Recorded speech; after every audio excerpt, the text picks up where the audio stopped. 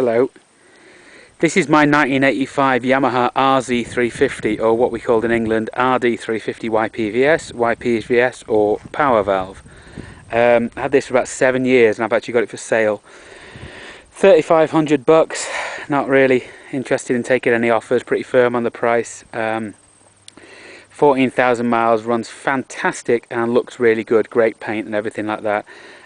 Somebody told me that there should be a Kenny Roberts signature right on the fairing here. It's not there apparently. It's been removed, I'd guess, but apparently you can still buy the decal, or hey, give King Kenny a call and maybe he'll pop round with a Sharpie. So anyway, beautiful overall condition. Frame's red, obviously. Paint works good, no issues with the paint pretty much anywhere. A couple of nicks on the front fender. Keep out the shadow, you can see this one there. So what is this anyway? 350cc 2-cylinder 2-stroke, pretty much the last iteration of Yamaha 2-strokes. You could make the argument, and validly, that the TZR 250 came after this, which it did, and then, you know, but it was more different chassis as much as anything else. And then also there was also a 500 version of this as well, of which also I have. But I have to say the 500 version is a bit of a disappointment. It's not really as full on as it should be. The Gamma, 500 Gamma, is everything that the RD 500 isn't. So this is pretty stock with the exception of a pair of D&G pipes, and it's also been tuned by Motor Carrera, so basically it will rev to the red line and probably through it in every gear, and then it'll top out in 6th gear about 120 miles an hour. So like I said, you know, Yamaha 2-stroke started with the, you know, with the 125 twins, and I think 185 twins, 200s, 250s, 350s, air-cooled ones, culminated with the RD400, and then after that they had a liquid-cooled one. The first ones were just the RD350LC, which I don't think they got in the United States, and it didn't have the power valve on it. And then these have the power valve, and what the power valve is basically variable exhaust port height, which means that it gives it a lot of mid-range and top end. If you raise the exhaust port on a 2-stroke, you get more top end and less mid-range. If you have a low exhaust port, you get mid-range with no top end. So this is basically variable that gives you both. Monoshock suspension on the back, I think 18-inch wheels back and front. Brakes on these are okay, they're not brilliant, but it's a pretty, on the other hand, it's a pretty light bike, probably weighs 350 pounds, something like that. Decent on gas, get about 4.5 gallons in the gas tank, and this does about 45 to the gallon. And when I got it, it wasn't jetted very well, and it had some horrible pipes on it, some pipes by a company called Factory, so I dumped them and got this set of D&Gs and jetted it right. I want to say it's got like 240s or 260s in the main jet, and I might have played with the low running jets anyway. But you know, it runs exactly the way a nice tuned 2-stroke would, but I've got so many bikes, I've just decided I'm going to get rid of some, and this was kind of like at the front of the garage and needed the least work to get it going. In fact, didn't really need any work to get it going. I just kind of put the key in and kicked it over. So like I said, 14,000 miles, and these are great. When they hit 6,000 on the, they just go round to the other side. So you hear that when you turn it on, you hear that as the power valves set themselves in the right place. Pull the choke out, and I will now start this bike with my hands. Okay, apparently not. Oh, kill switch is off.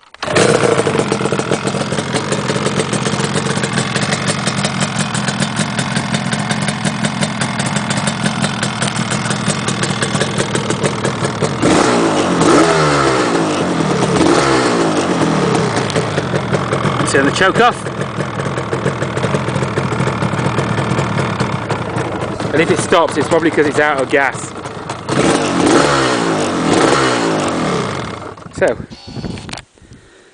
you'll notice at no times did my fingers ever leave the ends of my hands.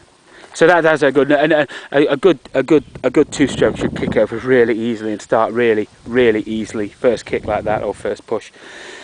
Said nice example, stock grab bar. You know, a lot of people used to cut the rear fenders off. It's got the complete rear fenders. A couple of minor nicks in the paint, you know, and scrapes on the turn signals, but nothing. I mean, it's not been down the road or anything like that.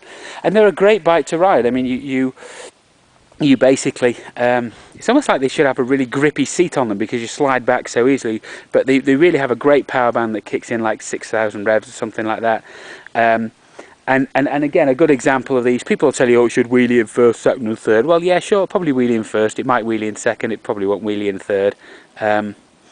But a good example should be very, very peaky and should go off the throttle in first gear. And this is I think in the UK they call this the N because it was naked. Well, it might be the F1 because it had a little fairing, and then some of the later ones had the RD350R, which was actually made in Brazil. Actually has a full fairing. But for me, you know, people love the Kenny Roberts yellow and black ones, and I think they look shit. Well, they don't look shit, but I just don't think they look anywhere near as good as this. I think this is the nicest colours for a power valve, and that's why I bought it. Because actually at the time, I wanted this one. The guy wasn't selling, so I bought my mate Dave, who got the Bumblebee one. And then the guy said, "Oh, okay, I guess I'll sell you this one." So I had both at one point, and so I sold the yellow one.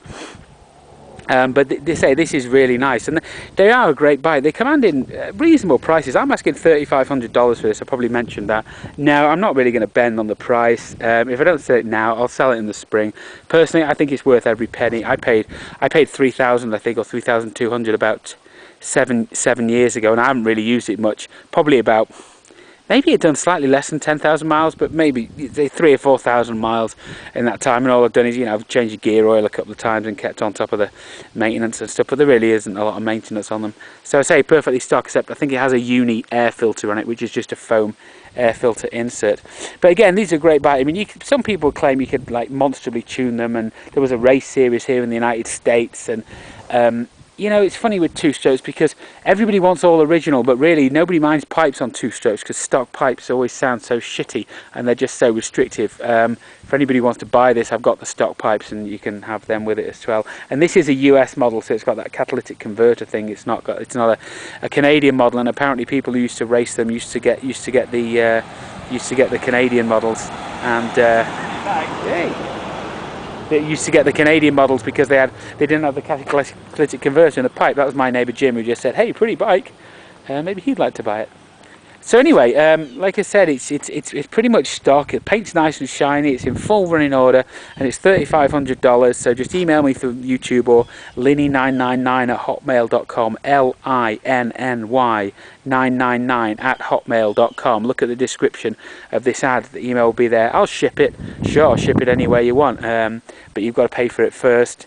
And it does have a clean and current title in my name. In fact, the tags are out. It says 613, but I do actually have them sat in the house. So that's how much I've used it. I tagged it and haven't used it this year. And like I say, maintenance-wise, doesn't really need anything. Just get out and ride it, really.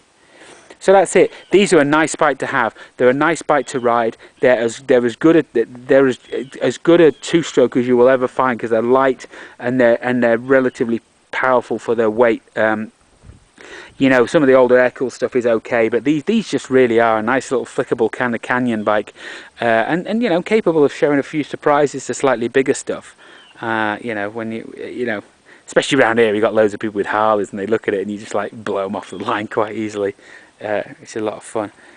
So anyway, you know, if you ever get the chance to own one of these, buy one, because they are, you know, they were legendary in their time, and they were in the United States. There weren't many of them around, don't think, because of there's a two-stroke, and they wanted to be. There was discouragement in having them, but in the UK, they must have sold absolutely freaking millions of these things. And like I say, various peoples like Stan Stevens and Pete Lindmere and other people used to tune the nuts off them. You can get big bore kits, you can do everything. But actually, I think parts aren't too hard to find from. Bodywork's getting a bit thin on the ground, but you can get.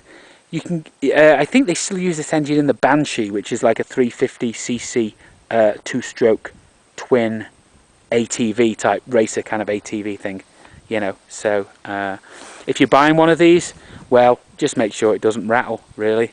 It should start pretty much first kick. It should rev cleanly and easily through all the gears. Once it's warm, it shouldn't smoke at all. You know, it should stop and it should go round a corner. Really, that's the...